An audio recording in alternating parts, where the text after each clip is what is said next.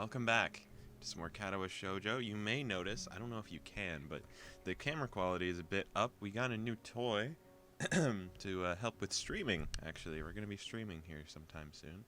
I don't know when. I'll upload on here. I'll talk about it when it happens. But right now, we're into Katawa Shoujo. Last time, I think we had our love scene with Emmy, if I'm correct. June 9th was 2 weeks ago. So, that's cool. Sorry, I gotta get back into it, Reading stuff you don't always read. The sunlight breaks through my window shortly before my alarm ruins the morning silence. I feel sore. The events of the previous evening suddenly intrude upon my consciousness, and I find myself blushing. Yeah, it was the love scene, and we did it twice, as far as we know, maybe even more. That was an eventful evening, and explains perfectly the soreness in my lower back. The walk back, as I recall, had been rather tense. Oh, that's right, and Emmy can't use, more importantly, Emmy can't use her legs right now. So yeah, I wonder if she's going to find this as a source of exercise, which is going to be funny. My trousers have been soiled. I had washed them in the bathroom before going back to my room, but there was still fairly obvious looking stain on the front. Fortunately for me, the only person I ran into on my way back was Kenji, and he didn't notice a thing. Well, apart from my being in the general vicinity. Of course, he'd asked how the night went and whether or not I'd learned anything of importance. I don't even know if I opened my mouth to answer. I was too tired to care. And this morning, I'll admit that I'm feeling pretty worn out. Still, Emmy had promised to meet me at the track, and I'd hate to disappoint. She's in a wheelchair. She is indeed waiting for me when I arrive. Who pushed her there? I guess she could just use the wheels, huh? Still. Doing her best to look cheery despite the fact that she's sitting in a wheelchair. I wave to her and begin stretching. You're early. Emmy frowns and shakes her head. Ridiculous. You're late. Overslept as hell. All tuckered up. Well, at least she seems more like her old self. And, as expected, she doesn't seem shy about mentioning our previous activities. Hey, you're lucky I could show up at all. All that cardiovascular activity last night, I nearly thought I'd have to see the nurse afterwards. Emmy laughs out loud, and then her face suddenly becomes concerned. Hey, that's not a... I mean, you're not... Go on, spit it out.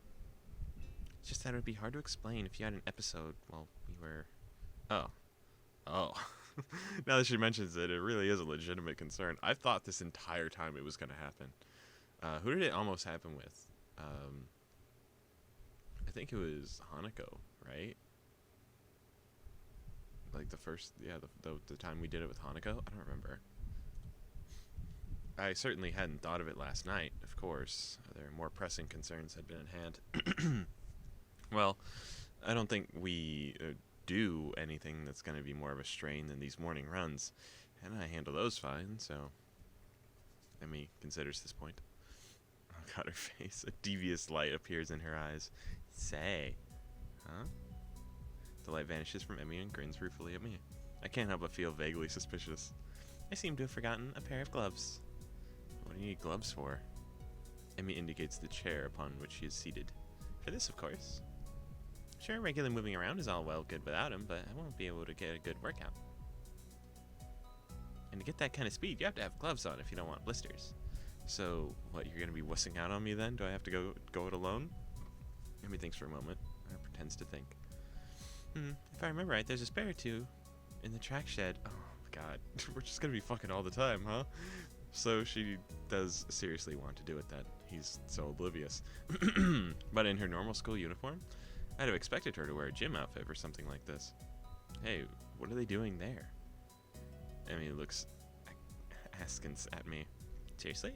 You can't think of why a shed full of track supplies at a school for disabled would have racing gloves?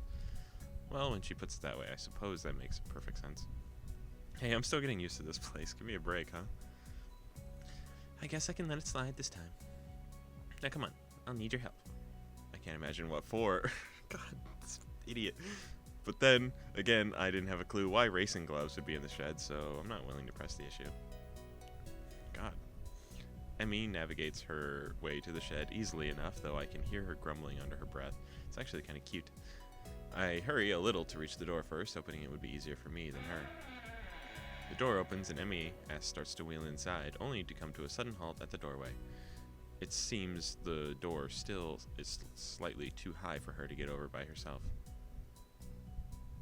She makes a few runs at it unsuccessfully before crossing her eyes and glaring at the offending object. Stupid wheelchair. Sal, can you give me a hand here? Sure, no problem. Oh. It's a simple enough matter for me to bump Emmy over the doorway, jostling her slightly. Hey, easy there. I'm sorry. It's about this time that I fail to notice where I'm going and run Emmy's chair into a mat. Fuck. She gives a startled yelp and topples forward in her chair. There's a moment of silence as I gaze in horror upon what I've done, and Emmy glares at me. Sal? Yes? Promise me you'll never work at a hospital. Sorry, I didn't mean to. Emmy giggles and holds up a hand. Would you kindly help me back into my chair, Sal? As I bend to pick up Emmy, she grins triumphant and pulls me into a kiss that quickly has us both entirely unconcerned about getting her back into her chair.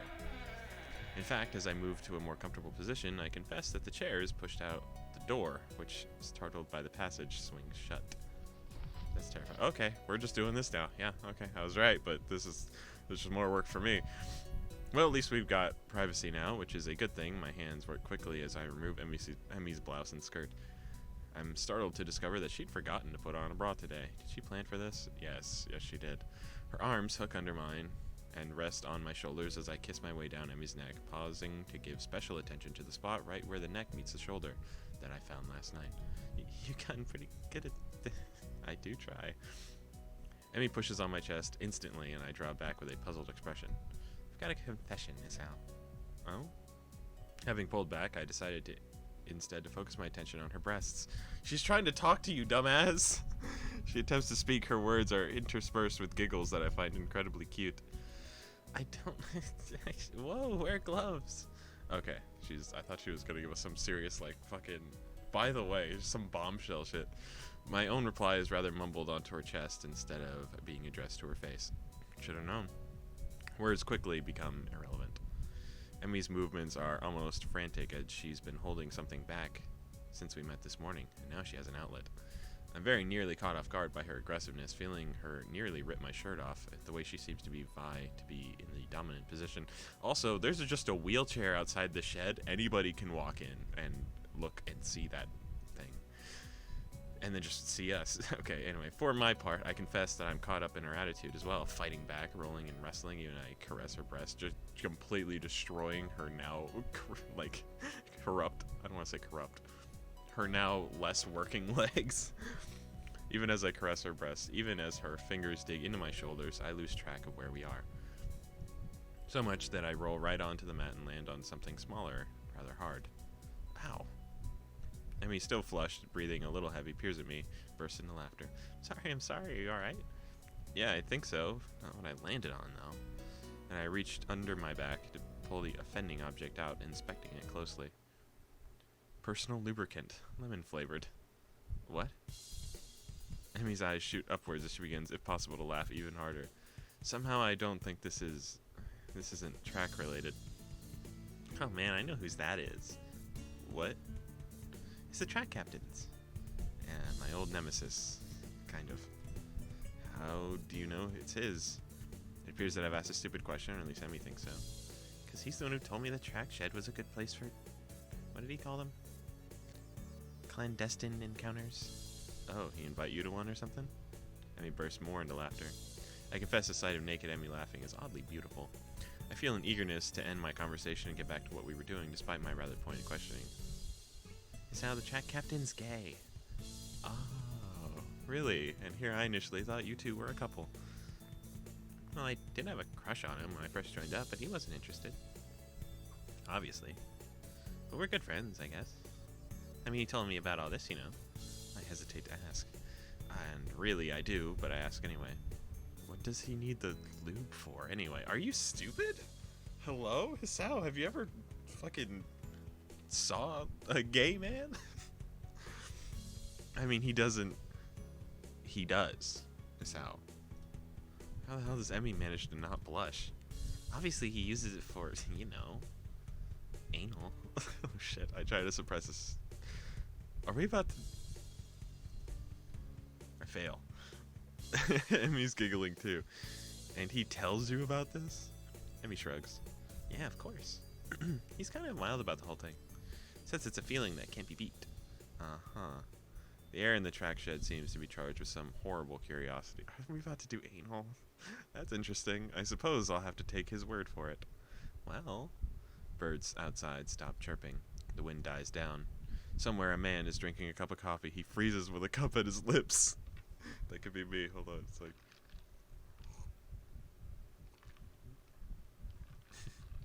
We could.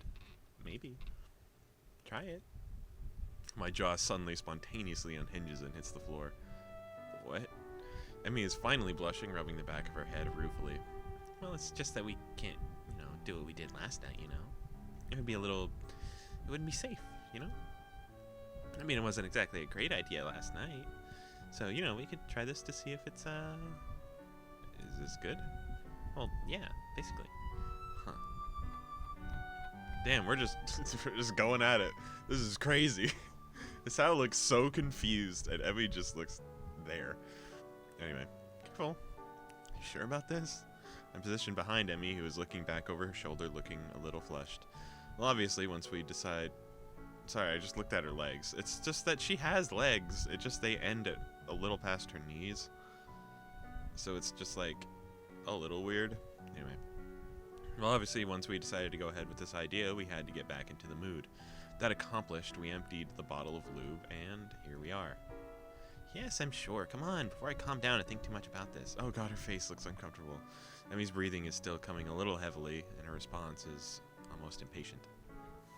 Which is to be expected, I suppose. We were both so close, and this kind of delayed things. I think we're both gone temporarily insane. At least that's what's going to be my claim from here on out. I try hard not to think about the specifics of what I'm about to get myself into. There's no way this is going to be very clean. Taking a breath, this is as much for me as much for her, I enter slowly. There's a lot of resistance, and it's like both our bodies are reluctant to actually go through with it, almost like it's not intended through natural selection. Oh, her face! Emmy's whole body tenses, and I'm only partially in by this point. It feels surprisingly good, if a bit odd. Emmy, on the other hand, looks uncomfortable. The expression is almost comical. It is comical. Should I stop? Emmy's breath hitches in her throat, and it seems to take a few seconds longer than it should to formulate a reply. No, keep going. It just feels weird. She giggles. Can't blame her. I'm surprised I even managed to form a sentence. It's hot. Exceedingly odd, it feels. The lube glistens unnaturally. It makes me uncomfortable. I continue to work my way inside her, working slowly and listen carefully to Emmy's breathing. I reach my limit and pause, and Emmy looks back again, biting her lower lip. Are you gonna try moving, or are we just gonna sit here feeling silly? No, I just wanted to give you a chance to adjust. It doesn't make any sense. How did we even decide to do this? I don't think there's really any adjusting to this, is how. Try moving. Maybe it feels better?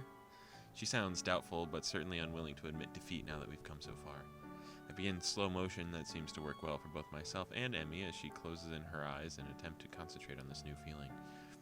As I begin to find a rhythm, I find to feel that familiar falling away sensation I got yesterday. Close my eyes and try to lose myself in the feeling, except it doesn't seem right. Emmy's not making any noise. I learned very quickly yesterday that Emmy is somewhat less than quiet when she's enjoying herself.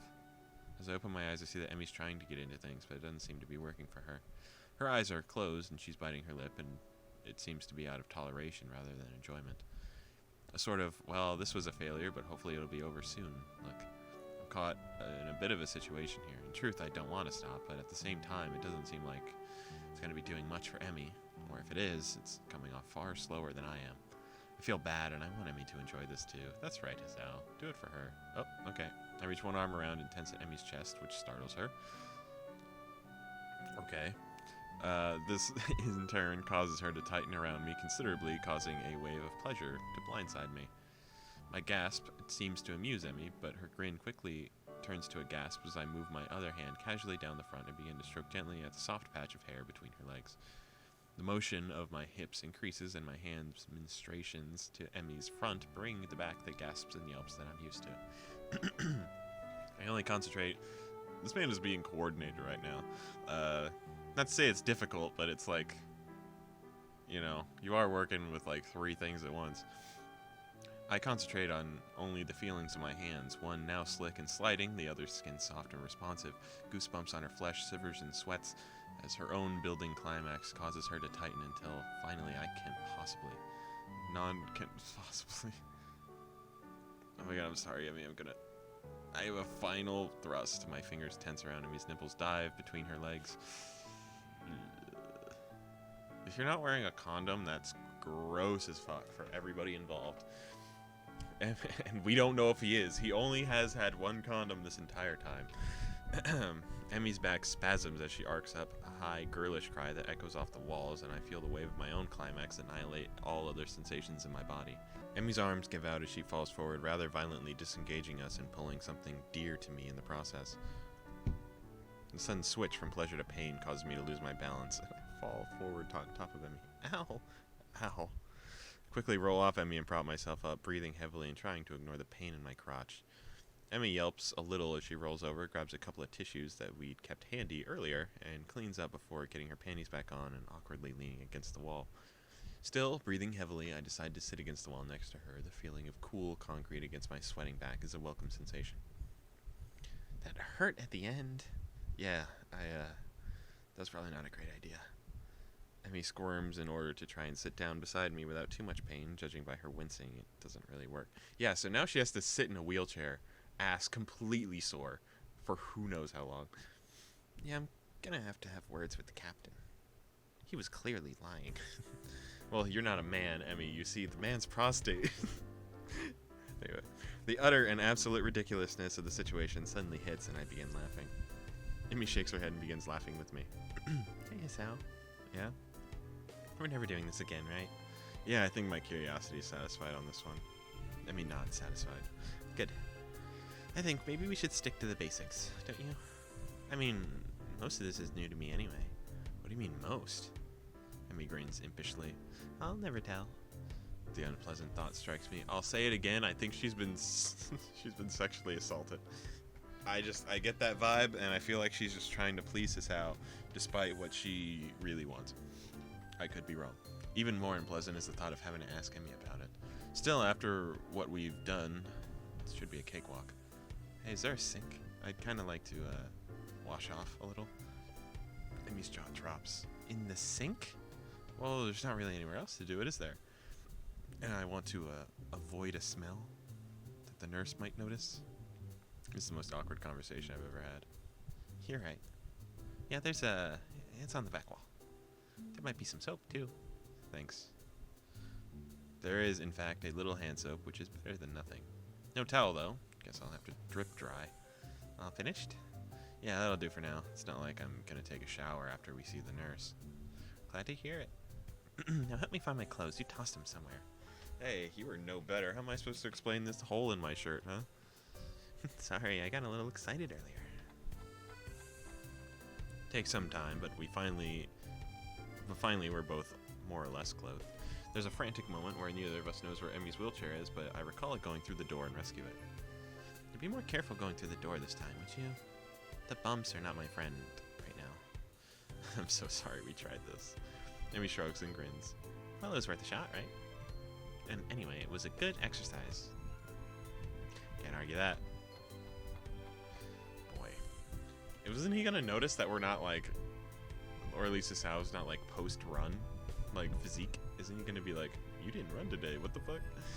As we make our way up to the nurse, I notice that Emmy keeps shifting uncomfortably in her seat. God, this feels weird. I think I'm in a wheelchair, Sal. Why is that? Because now I'd have to explain to the nurse why I'm walking funny. Oh. We're never doing this again. The nurse is at least kind enough to not comment on the marks that Emmy left on my shoulders. Nor does he say a word about Emmy's constant shifting in her wheelchair. Either he didn't notice or he didn't want to notice. All the same, I'm going to have to make sure he didn't slip any cyanide into my medication for a little while, just to be safe. I shower for longer than usual, just to be sure I clean our little experiment, and then collapse on my bed. Class is 20 minutes, so I probably can afford a nap. Yeesh. That's so weird, man.